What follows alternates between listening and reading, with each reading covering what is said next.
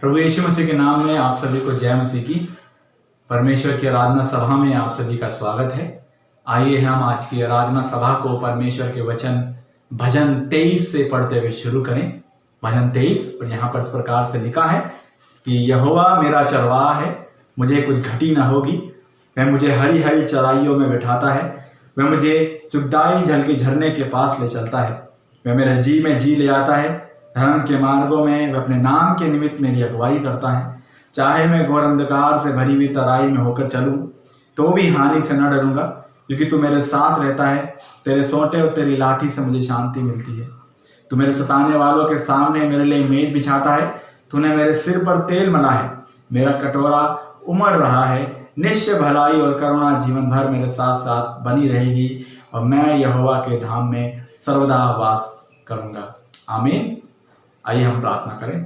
प्रभु यीशु, मैं आपका धन्यवाद करता हूं आज के इस सुंदर दिन के लिए, इस समय के लिए, जबकि एक बार फिर से हम इस ऑडियो के माध्यम से प्रभु आपकी आराधना करने के लिए एकत्रित हुए हैं। पिता परमेश्वर, मैं आपका धन्यवाद करता हूं और मैं चाहता हूं प्रभु कि जितने भी इस वीडियोस को इसको देख रहे हैं प्रभु जी, हम चाहते हैं कि आप सभी को इस माध्यम से मैं आशीषित करें और हों दे पिता परमेश्वर कि आप अपने वचन के माध्यम से हमसे बातचीत करें। प्रभु, मैं आपसे प्रार्थना करता हूं कि हमारे साथ हो, पर हर एक जन के आप साथ हो पिता परमेश्वर, ताकि हम संपूर्ण हृदय से आत्मा की सच्चाई से प्रभु जी हम आपकी आराधना करने वाले बन सकें।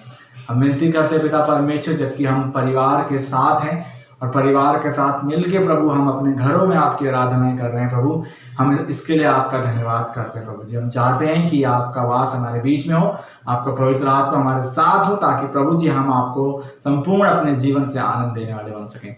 मैं विनती करता हूँ प्रभु, आप दया करें और हम सभी पर अनुग्रह करें। वंदे प्रभु, आज की जो आराधना है, जो आपकी गीत हैं पिता परमेश्वर, उन सभी को हम आपकी महिमा के लिए गाने वाले बन सकें। आज का वचन जो है पिता परमेश्वर, हम सभी को आशीषित करे और हम सभी से प्रभु जी हमारे जीवन में उस गुना फल लाने वाला बन सके। विनती करता हूँ प्रभु, आप दया करें, अनुग्रह करें। सारा आदर सारी महिमा प्रभु जी हम आपके हाथों में समर्पित कर देते हैं। प्रभु यीशु मसीह के नाम से आराधना सभा को मांगते हैं, आमीन।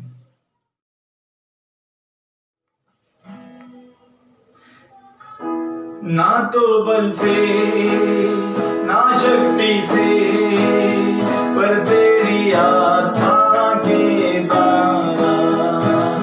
ना तो बल से ना शक्ति से, पर तेरी आत्मा के द्वारा।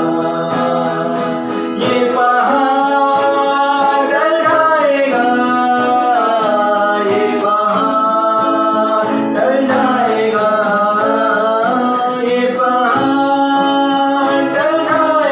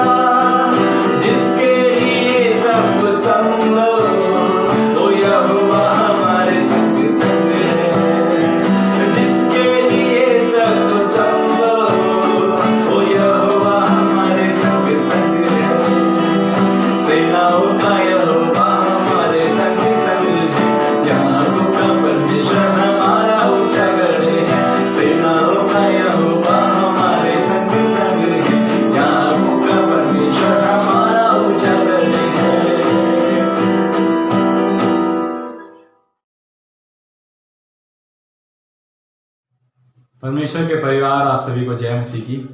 और जैसा कि आप देख पा रहे हैं कि लॉकडाउन का समय है और हम सभी अपने घरों में हैं और घरों में रहकर हम परमेश्वर की आराधना कर रहे हैं, तो कुछ जरूरी सूचनाएं, जो कलीसियाई सूचनाएं हैं, मैं आप सभी तक पहुंचाना चाहता हूं। और जिसमें से पहली सूचना इस प्रकार से है कि जैसा आप सभी जानते हैं कि हम मत्ती रचित सुसमाचार से प्रेरितों के काम तक के अध्यायों को हम पढ़ रहे हैं और हम निरंतर इसे पढ़ते रहें।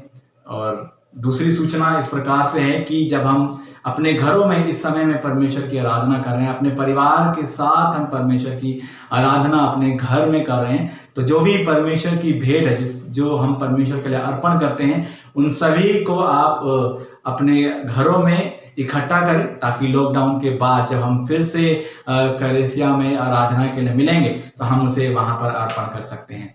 तीसरी सूचना इस प्रकार से है कि हम अपने एक दूसरे के लिए, अपने परिवारों के लिए, अपने पासवानों के लिए और अपने देश के लिए हम निरंतर प्रार्थना करते रहें, क्योंकि बहुत जरूरी है कि जिस प्रकार से हमारा देश है, वरन पूरा संसार इस समय बड़ी ही गंभीर परिस्थिति से गुजर रहा है, तो ये हमारा कर्तव्य है, ये हमारा फर्ज है कि हम अपने परमेश्वर से प्रार्थना करें, ताकि हमारा परमेश्वर हमारे देश पे, संसार पे दया करें, हम सभी इस महामारी से सुरक्षित बच सकें। और मैं आशा करता हूं कि आप सभी अपने समय को परमेश्वर के साथ विश्वास योग्यता के साथ बिता रहे होंगे। परमेश्वर आप सभी को आशीष दे। आज की जो सूचनाएं थी वो इसी प्रकार थी। आमीन। आइए इस समय हम प्रार्थनाओं में चलें, अपने हाथों को जोड़ेंगे और आंखों को बंद करेंगे। पिता परमेश्वर, प्रभु यीशु, मैं आपका धन्यवाद करता हूं आज की इस आराधना सभा के लिए। हम धन्यवादी हैं पिता परमेश्वर कि हम आपकी आराधना प्रभु जी अपने परिवार के साथ और अपने घरों में रहकर प्रभु कर पा रहे हैं।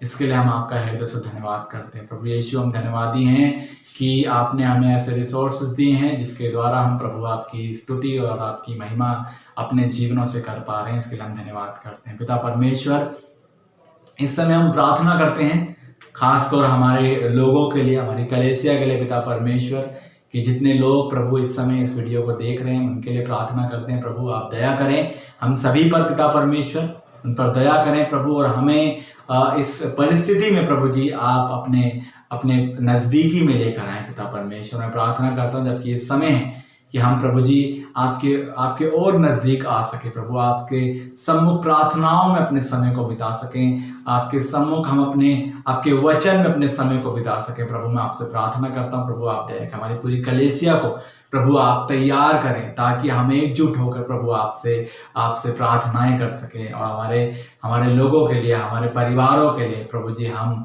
अपने आपसे प्रार्थनाएं कर सके। प्रभु मैं प्रार्थना करता हूँ यीशु मसीह, आप दया करें। प्रार्थना करते हैं खासतौर हमारे देश के लिए प्रभु, की इस समय जबकि हमारे देश में महामारी का चलन है पिता परमेश्वर, प्रभु मैं चाहता हूं कि आप इस महामारी को अपने दया से रोकें। प्रभु मैं विनती करता हूं प्रभु यीशु, आप दया करें। जितने लोग उसमें संक्रमण में आ गए हैं प्रभु, मैं प्रार्थना करता हूं आप दया करें, सभी को आप स्वस्थ करें। यीशु मसीह मैं आपसे विनती करता हूं, जबकि पूरा संसार इस समय इस लॉकडाउन के कारण, इस महामारी के चलते प्रभु जी बंद पड़ा है, प्रभु मैं आपसे प्रार्थना करता हूं कि हमारे देश पर, हमारे संसार पर प्रभु जहां आपने हमें रखा है प्रभु आप दया करें पिता परमेश्वर, और हमें इस महामारी से बचाएं।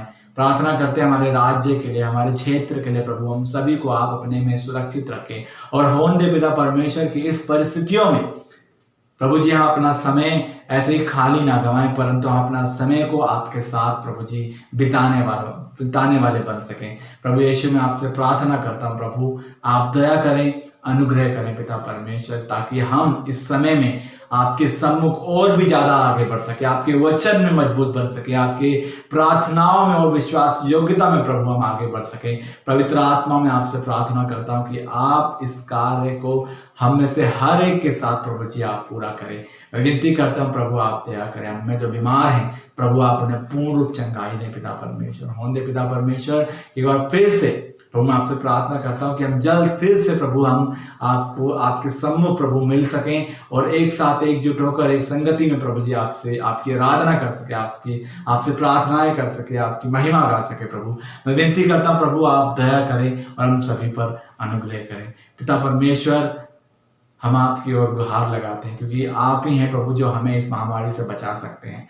मैं विनती करता हूँ प्रभु, आप दया करें, अनुग्रह करें। सारा दर सारी महिमा हम आपको देते हैं पिता परमेश्वर, और प्रार्थना करते हैं आज के वचन के लिए प्रभु। हम चाहते हैं कि भाई राजीव की आप सहायता करें और इस वचन के माध्यम से आप हमसे बातचीत करें प्रभु, ताकि हम आपके वचन में मजबूत बन सकें। हम धन्यवादी हैं पिता परमेश्वर, सब कुछ आपके हाथों में समर्पित कर देते हैं। आज की आराधना आपके हाथों में समर्पित कर देते हैं, और एक प्रत्येक व्यक्ति को प्रभु जी जो आप पर विश्वास करते हैं, जो आपकी सुन रहे हैं प्रभु, उन सभी को हम आपके हाथों में समर्पित करते हैं। प्रभु यीशु मसीह के नाम से इस प्रार्थना को मांगते हैं, आमीन।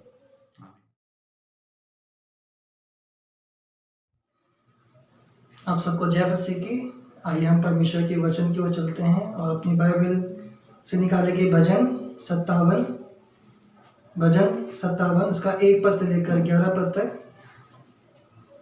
ये परमेश्वर का वचन है और परमेश्वर के वचन में इस प्रकार से लिखा है, हे परमेश्वर मुझ पर अनुग्रह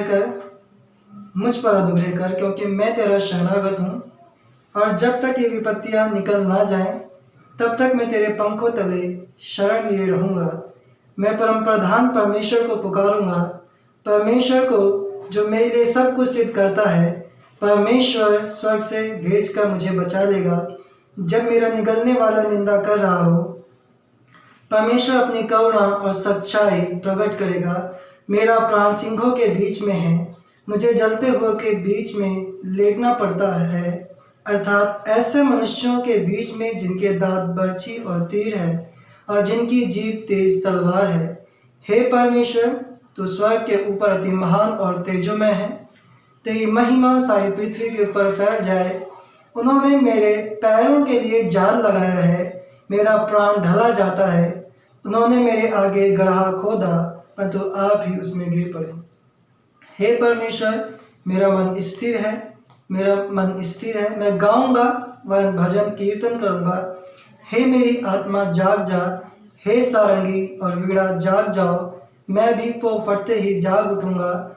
हे प्रभु, मैं देश देश के लोगों के बीच में तेरा धन्यवाद करूंगा, मैं राज्य राज्य के लोगों के बीच में तेरा भजन गाऊंगा, क्योंकि तेरी करुणा स्वर्ग तक बड़ी है और तेरी सच्चाई आकाश मंडल तक पहुंचती है। हे परमेश्वर, तू स्वर्ग के ऊपर अति महान है, तेरी महिमा सारी पृथ्वी के ऊपर फैल जाए। परमेश्वर के वचन के पढ़े और सुने जाने पर हम सबको आशीष मिले। आइए हम प्रार्थना करें। पिताजी, हम आपके सम्मुख आते हैं और धन्यवाद देते हैं इस समय के लिए प्रभु, जब हम आपके वचन से सीखते हैं। परमेश्वर, आप हमारी मदद करें, हमारी सहायता करें प्रभु, ताकि जो भी बातें हैं प्रभु जो हम आपके वचन से सीखते हैं उसे हम सीख सकें, और ना सिर्फ सीखें परंतु उसे अपने जीवन में लागू करने वाला हो सके। प्रभु, आप हमें मदद करें, हमारी सहायता करें। प्रार्थना विनती अपने उद्धारकर्ता मुक्तिदाता प्रभु यीशु मसीह के नाम से मांगते हैं, आमीन। प्रियो, जैसा कि आप सब जानते हैं कि आज हम सब कोरोना नामक एक भयंकर महामारी से जूझ रहे हैं और पूरा संसार इस महामारी से परेशान है, और यह महामारी रुकने का नाम नहीं ले रही बल्कि बढ़ती चली जा रही है, और बढ़ते बढ़ते इसने एक व्यापक रूप ले लिया है। और हमारे देश की सरकार ने इससे बचाव के कई मुहिम चलाए हैं और पूरे भारत में लॉकडाउन कर रखा है। लोग अपने घरों में रहने के लिए बेबस हैं, और लोग कहीं आ जा नहीं पा रहे हैं।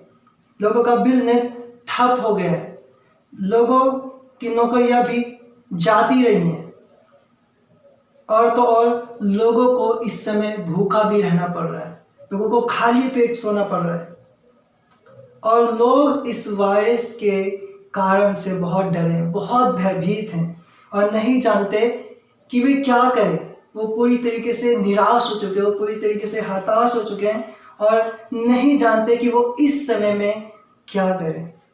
परंतु प्रियो, मैं आप सभी को परमेश्वर के वचन के द्वारा से उत्साहित करना चाहता हूँ और बताना चाहता हूँ कि इस समय में हम क्या करें।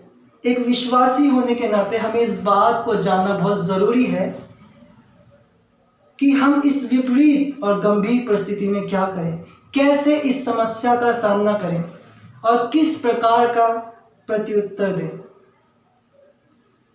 मेरा आज का जो विषय वो यह है, परमेश्वर हमारी परिस्थितियों के ऊपर प्रभु है। परमेश्वर हमारी परिस्थितियों के ऊपर प्रभु है, जिसे हम 3 भागों में देखेंगे। पहला, परमेश्वर की दया के लिए प्रार्थना। पहला, परमेश्वर की दया के लिए प्रार्थना, पद 1 से पद 3। आपने देखा होगा, प्रायः जब लोग समस्या में घिरे होते हैं तो वे क्या करते हैं? वे घबरा जाते हैं और भयभीत होने लगते हैं और उस समस्या से निकलने का उपाय ढूंढते हैं और प्रयास करते हैं ताकि वो उससे निकल सके।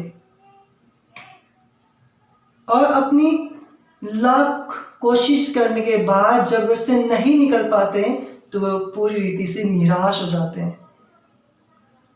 परंतु प्रिय, परमेश्वर चाहते हैं कि हम जो विश्वासी हैं और परमेश्वर पर विश्वास करते हैं, अपनी कठिन परिस्थितियों में घबराए नहीं, अपनी कठिन परिस्थिति में भयभीत ना हो, बल्कि परमेश्वर को स्मरण करें और उसे पुकारें, अपने संपूर्ण हृदय से उससे प्रार्थना करें, जिस प्रकार से यहाँ इस भजन में दाऊद करता है। पद 1 और 2 में वो कहता है, हे परमेश्वर मुझ पर अनुग्रह कर, मुझ पर अनुग्रह कर, क्योंकि मैं तेरा शरणागत हूँ। और जब तक ये विपत्तियां निकल ना जाए तब तक मैं तेरे पंखों के लिए शरण लिए रहूंगा। मैं परम प्रधान को पुकारूंगा, परमेश्वर को जो मेरे लिए सब कुछ सिद्ध करता है। परमेश्वर स्वर्ग से भेजकर मुझे बचा लेगा जब मेरा निगलने वाला निंदा कर रहा हो। यहाँ हम देखते हैं कि दाऊद अपने संकट के समय में, अपनी विपत्ति के समय में, जो उसको चारों ओर से घेरे हुए, वो परमेश्वर को पुकारता है। वो कहता है कि हे परमेश्वर, तू क्या कर, मुझ पर दया कर। और कैसे हम इस बात को जान पाते हैं कि सचमुच दाऊद की जो परिस्थिति वो सहनीय है, कि सचमुच जो दाऊद है वो संकट में है। यदि हम पद 1 को गौर से पढ़ें, वहां पर वो विपत्तियों की चर्चा करता है। वो कहता है, क्योंकि मैं तेरा शरणागत हूं और जब तक ये विपत्तियां निकल ना जाए तब तक मैं तेरे पंखों तले शरण ले रहा हूं। उसको विपत्तियों ने घेरा हुआ है। और जब हम तीसरे पद के दूसरे भाग को पढ़ते हैं, यहाँ पर लिखा है 3 पद, परमेश्वर स्वर्ग से भेजकर मुझे बचा लेगा जब मेरा निगलने वाला निंदा कर। और यहाँ पर भी वो एक निगलने वाले की चर्चा करता है। ये कौन है? ये वे लोग हैं जो दाऊद को नष्ट करना चाहिए। ये वे लोग हैं जो दाऊद को घात करना चाहते हैं। कौन थे ये लोग? जब आप सब जानते कि जो दाऊद था वो एक चरवाहा था। वो जंगल में एक भेड़ बकरियों को चराने वाला चरवाहा था। और परमेश्वर ने उसे समस्त इज़राइल देश का राजा होने के लिए अभिषेक किया, उसको चुना। और हम इस बात को भी जानते हैं कि शाऊल उस समय में इज़राइल पर राज्य करता था, लेकिन परमेश्वर ने शाऊल को राजा होने के लिए अयोग्य जाना, क्योंकि उसने परमेश्वर की आज्ञा का उल्लंघन किया। इसलिए परमेश्वर ने शाऊल के स्थान पर दाऊद का चुनाव किया। और एक ऐसा समय आया जब पलिश्ती लोग इज़राइल से लड़ाई करने के लिए आए, तो दाऊद ने एक जो वीर था पलिश्ती का, गोलियत, उसे परमेश्वर के द्वारा से मार गिराया। जब उसने उस गोलियत को मार गिराया तो जो सेना थी इज़राइल की, वो ये कहने लगी कि शाऊल ने तो हजारों को, परंतु दाऊद ने लाखों को मार गिराया, जिसके कारण से जो शाऊल था वो दाऊद के प्रति जलन से भर गया और वो दाऊद को मार डालने के फिराक में रहने लगा, जिसके डर की वजह से जो दाऊद था वो अपनी जान को बचा बचा कर भाग रहा था, वो गुफा में जाकर छुप गया और इस समय में वो अपने जीवन में बहुत टूट गया है। इसलिए दाऊद परमेश्वर को पुकार उठता है और उसकी ये प्रार्थना कोई सामान्य प्रार्थना नहीं है, बल्कि उसकी प्रार्थना एक ऐसी प्रार्थना है जो एक विशेष समस्या पर केंद्रित है, जिसने दाऊद को पूरी रीति से निराश कर दिया था। इसलिए वो परमेश्वर को पुकार उठता है कि हे परमेश्वर, मुझ पर अनुग्रह कर और मुझे बचा, जैसा कि हम 1 से 3 पद में पढ़ते हैं। और वो परमेश्वर को इसलिए पुकारता है क्योंकि वो जानता है कि केवल परमेश्वर ही उसे इस परिस्थिति से निकाल सकते, वो ही है जो उसे बचा सकते हैं। और यदि वह परिस्थिति को नहीं भी बदलता तो वह हमारे डर और भय को साहस और आत्मविश्वास से भर देता है। प्रिय लोगों, हमें भी इस परिस्थिति में जो आज हमारे सामने परमेश्वर को पुकारने की जरूरत है। हमें अपने घुटनों पर आके परमेश्वर के सामने गिड़गिड़ाने की जरूरत है, ताकि ये जो महामारी है, ये जो वायरस है, वो दूर हो सके। क्योंकि परमेश्वर सामर्थ्य हमें इस महामारी से बचाने के लिए, और हमें विश्वास करना है कि परमेश्वर हमें बचा सकता है। हमें घबराना नहीं है, हमें भयभीत नहीं होना, बल्कि क्या करनी है, परमेश्वर से उसकी दया के लिए प्रार्थना करनी है। हमें प्रार्थना करनी है जिस प्रकार से दाऊद ने की कि हे परमेश्वर, स्वर्ग से भेजकर मुझे बचा ले। हे परमेश्वर, मुझ पर अनुग्रह कर, मुझ पर दया कर और मुझे बचा। क्योंकि परमेश्वर हमारी प्रार्थनाओं को सुनता है और उसके कान हमारी विनती की ओर लगे रहते हैं, जैसा पहला पतरस 3:12 में लिखा है। पहला पतरस 3:12 पर, क्योंकि प्रभु की आंखें धर्मियों पर लगी रहती हैं और उसके कान उनकी विनती की ओर लगे रहते हैं, परंतु प्रभु बुराई करने वालों के विमुख रहता है। यहाँ पढ़ते हैं कि उसके कान उनकी विनती की ओर लगे रहते हैं। हमें परमेश्वर से प्रार्थना करना है, क्योंकि परमेश्वर हमारी प्रार्थनाओं को सुनता है। दूसरी बात, परमेश्वर के सम्मुख अपनी परिस्थिति को रखना। परमेश्वर के सम्मुख अपनी परिस्थिति को रखना, पद 4 से 6। यहाँ दाऊद परमेश्वर के सामने अपनी शिकायत को रखता है। वह अपनी परिस्थिति को परमेश्वर के सामने बयां करता है, उसे बताता है, और वह अपनी परिस्थितियों को बताने के लिए कई चिन्हों का उपयोग करता है। जैसे हम 4 पद में पढ़ते हैं, वहां पे लिखा है, मेरा प्राण सिंहों के बीच में है, मुझे जलते हुए लोगों के बीच में लेटना पड़ता है। अर्थात ऐसे मनुष्यों के बीच में जिनके दांत बर्छी और तीर हैं। यहाँ इस पद में वह उन लोगों के लिए जो उसे नष्ट करना चाहते हैं, उन्हें शेर के समान देखता है, जो मानो उसे फाड़ डालना चाहते, जो मानो उसे नष्ट करना चाहते हो। और वह उनकी बुरी बातों को तीर और भाले के समान देखता है, जो उसे उसके हृदय में चुभते हैं। और इसी तरह से वह फिर से 6 पद में कहता है, उन्होंने मेरे पैरों के लिए जाल लगाया है, मेरा प्राण ढला जाता है, उन्होंने मेरे आगे गड्ढा खोदा, परंतु आप उसमें गिर पड़े। प्रियो, हम देखते हैं कि यहाँ दाऊद परमेश्वर के सामने अपनी स्थिति को, अपनी परिस्थिति को बयां करता है। कई बार हम सोचने लगते हैं कि हमारी परिस्थिति बहुत गंभीर है और इतनी बड़ी है कि हम इन परिस्थितियों से निकल नहीं सकते। प्रियो, हम अपनी परिस्थितियों को, अपनी समस्याओं को बड़ा बनाने लगते हैं, परंतु हमें अपनी समस्याओं को बड़ा नहीं बनाना, क्योंकि परमेश्वर हमें समस्याओं से बड़ा है।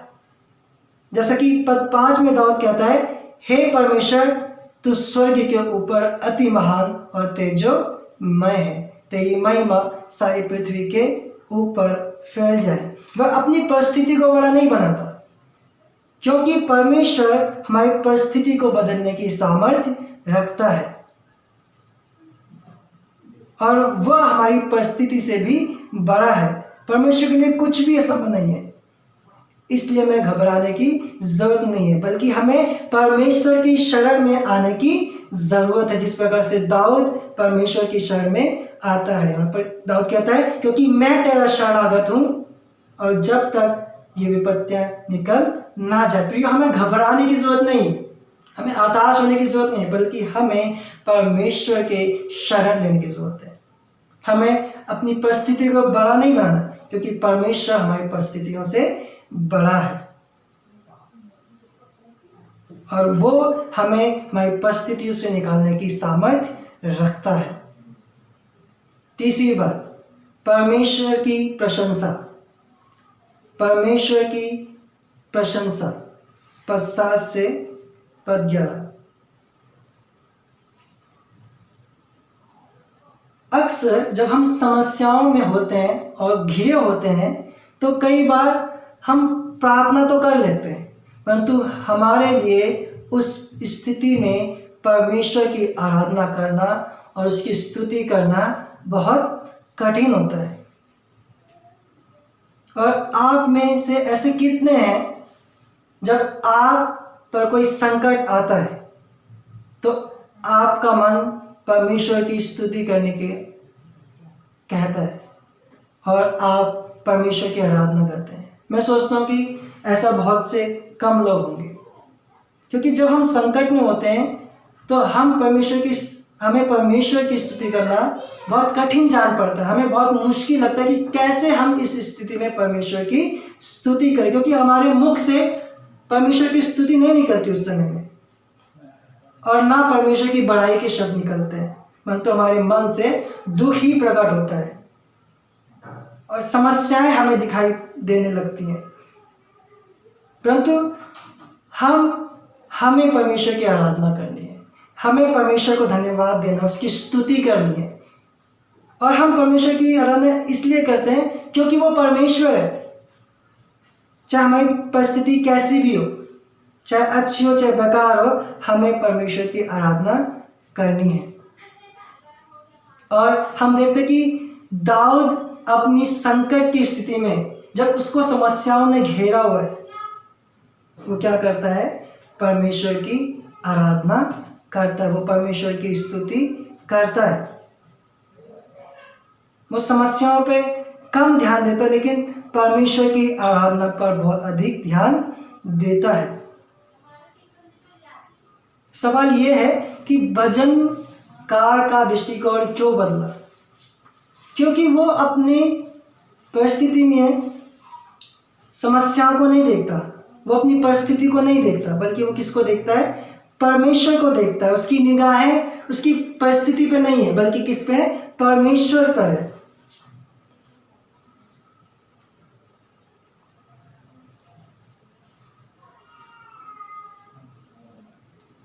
जैसा कि परंतु परमेश्वर चाहता है कि हम अपनी विपरीत परिस्थितियों में भी परमेश्वर की स्तुति करें, उसको धन्यवाद दें, जिस प्रकार से दाऊद 5 से 11 पद में करता है। वो क्या करता है? परमेश्वर की स्तुति करता है। 7 से 11 पद में वो कहता है, हे परमेश्वर, मेरा मन स्थिर है, मेरा मन स्थिर है, मैं गाऊंगा वरन भजन कीर्तन करूंगा। हे मेरी आत्मा जाग जाओ, हे सारंगी और वीणा जाग जाओ, मैं भी पौ फटते ही जाग उठूंगा। हे प्रभु, मैं देश देश के लोगों के बीच में तेरा धन्यवाद करूंगा, मैं राज्य राज्य के लोगों के बीच में तेरा भजन गाऊंगा, क्योंकि तेरी करुणा स्वर्ग तक बड़ी है और तेरी सच्चाई आकाश मंडल तक पहुंचती है। हे परमेश्वर, तू स्वर्ग के ऊपर अति महान है, तेरी महिमा सारी पृथ्वी के ऊपर फैल जाए। हम देखते किस प्रकार से दाऊद यहाँ पर परमेश्वर की स्तुति करता हुआ कहता है, मैं गाऊंगा वरन भजन कीर्तन करूंगा। कहता है कि हे मेरी आत्मा जाग जा, हे सारंगी और वीणा जाग जाओ, मैं भी पौ फटते ही जाग उठूंगा। वो कहता है कि मैं परमेश्वर का धन्यवाद करूंगा। तो हम यहाँ देख पाते हैं किस प्रकार से वो अपनी संकट की स्थिति में परमेश्वर की ओर निहारता है, वो परमेश्वर की स्तुति करता है।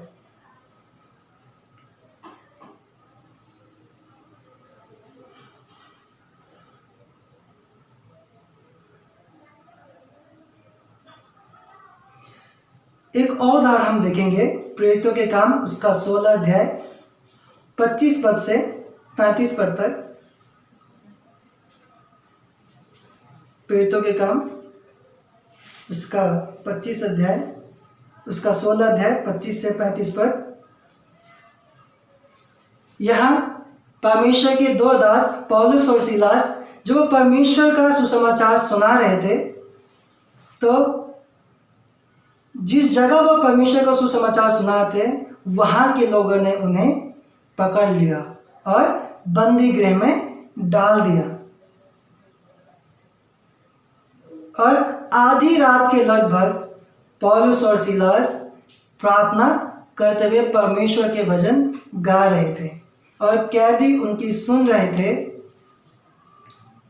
इतने में एकाएक बड़ा भूकंप आया, यहाँ तक कि बंदी गृह की नींव हिल गई और तुरंत सब द्वार खुल गए और सब के बंधन खुल पड़े। दरोगा जाग उठा और बंदी गृह के द्वार खुले देखकर समझा कि कैदी भाग गए। अतः उसने तलवार खींचकर अपने आप को मार डालना चाहा, परंतु पौलुस ने ऊंचे शब्द से पुकार कर कहा, अपने आप को कुछ हानि ना पहुंचाओ, क्योंकि हम सब यही हैं। तब वह दिया मंगवाकर भीतर लपका और कांपता हुआ पौलुस और सीलास के आगे गिरा और उन्हें बाहर लाकर कहा, हे सज्जनों, उद्धार पाने के लिए मैं क्या करूं? उन्होंने कहा, प्रभु यीशु मसीह पर विश्वास कर तो तू और तेरा घराना उद्धार पाएगा। और उन्होंने उसको और उसके सारे घर के लोगों को प्रभु का वचन सुनाया। रात को उसी घड़ी उसने उन्हें ले जाकर उनके घाव धोए और उसने अपने सब लोगों समेत तुरंत बपतिस्मा लिया। तब उसने उन्हें अपने घर में ले जाकर उनके आगे भोजन रखा और सारे घराने समेत परमेश्वर पर विश्वास करके आनंद किया। हम देखते हैं कि पौलुस और सीलास क्या कर रहे हैं, कैद में परमेश्वर की स्तुति कर रहे, वो परमेश्वर की प्रशंसा कर रहे। वो अपनी समस्याओं को नहीं देख रहे, बल्कि किसकी ओर निहार रहे? परमेश्वर की ओर निहार और परमेश्वर की क्या करें? प्रशंसा कर। और जब वो परमेश्वर की स्तुति करें, जब वो परमेश्वर से प्रार्थना करें, तब क्या हुआ? हम देखते कि यहाँ पर एक भूकंप आया और बंदी गृह की नींव हिल गई और सारे कैदियों के बंधन खुल पड़े, है ना। और यह देखकर जो वहां का दरोगा था, थानेदार, वो क्या हुआ? घबरा गया। तो हम देखते कि किस प्रकार से परमेश्वर ने पौलुस और सीलास को छुड़ाया। उन्होंने अपनी परिस्थितियों को ना देखकर परमेश्वर को देखा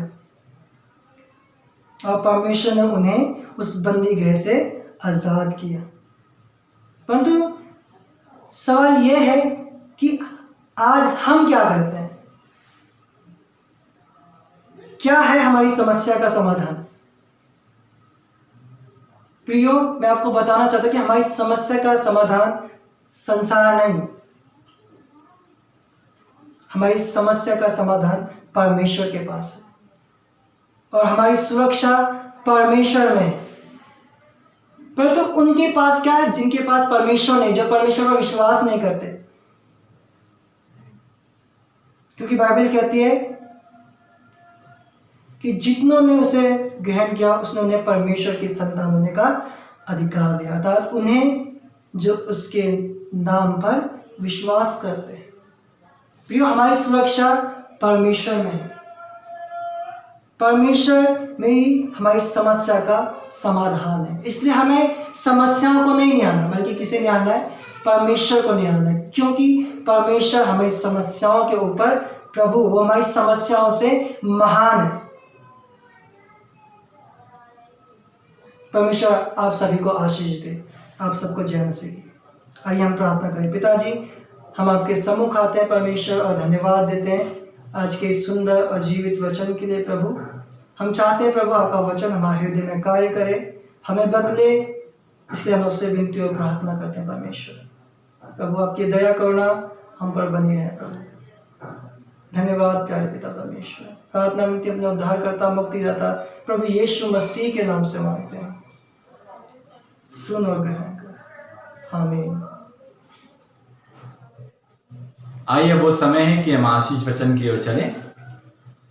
अब जो तुम्हें ठोकर खाने से बचा सकता और अपनी महिमा की भरपूरी के सामने मगन और निर्दोष करके खड़ा कर सकता है, उस एकमात्र परमेश्वर हमारे उद्धारकर्ता की महिमा और गौरव और पराक्रम और अधिकार हमारे प्रभु यीशु मसीह के द्वारा जैसा सनातन काल से है, अब भी और युगानुयुग होता रहे, आमीन। परमेश्वर आप सभी को आशीष दे और परमेश्वर का वचन आप सभी की सहायता करे। प्रभु यीशु मसीह के नाम से मांगते हैं, आमीन।